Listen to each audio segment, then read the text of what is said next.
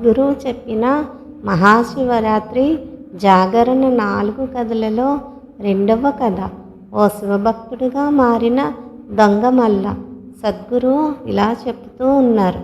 నేను పుట్టిన ప్రదేశానికి చాలా దగ్గరలో నివసించిన ఓ యోగి గురించి చెబుతాను.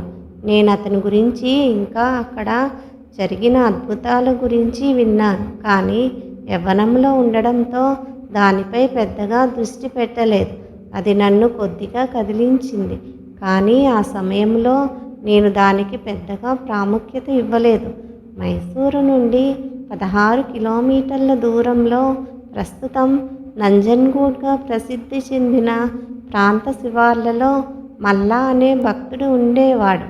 ఇతను ఏ సాంప్రదాయానికి కానీ లేదా మనకి తెలిసిన ఏ ఆరాధనా విధానానికి కానీ ధ్యాన విధానానికి కానీ చెందినవాడు కాదు. కానీ తన బాల్యం నుండి కూడా కళ్ళు మూసాడంటే అతనికి కనబడేది ఆ శివుని రూపమే. బహుశా అతనికి భక్తుడనే పదం సరిపోదేమో. అతనిలా కొన్ని లక్షల మంది ఉన్నారు. వాళ్ళందరూ శివుని బందీలు. వాళ్లకు వేరే ఎంపిక లేదు. బహుశా నేను కూడా ఆయనచే బంధించబడిన వాడినేమో. మేము ఆయన్ని ఆశ్రయించలేదు. ఎవరిని ఆశ్రయించడానికి ఒప్పుకోలేనంత అహంకారం. అయినా సరే ఆయనచే బంధింపబడ్డాం. శివుడు ఓ వేటగాడు. ఆయన కేవలం జంతువులనే కాక మనుషులను కూడా పడతాడు. ఇతను వారిలో ఒకడు. మల్లకి శివుని గురించి ఏమీ తెలీదు. అతను ఎటువంటి పనిని కానీ కళని కానీ నేర్చుకోలేదు. ఎవరినైనా ఆపి తమ దగ్గర నుండి తనకు కావాల్సింది తీసుకోవడం తప్పని అతనికి ఎప్పుడూ అనిపించలేదు. కాబట్టి అతను సరిగ్గా అదే చేస్తూ ఉండేవాడు. అందరూ అతనిపై బందిపోటు అని ముద్ర వేస్తారు. ప్రజలకున్న ఏకైక అరణ్య మార్గంలో అతను నిత్యం బందిపోటు దొంగతనాలకు పాల్పడుతూ ఉండేవాడు. అతనిలా బెదిరించి లాక్కునే చోటు కల్లనమూలై అనే ప్రసిద్ధి చెందింది.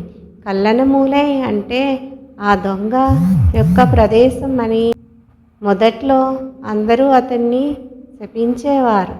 కానీ సంవత్సరం చివరికి వచ్చేసరికి అతను ప్రజల నుండి లాక్కున్న ప్రతి పైసాని కూడా మహాశివరాత్రి వేడుకలు చేయడానికి ఖర్చు పెట్టేవాడు.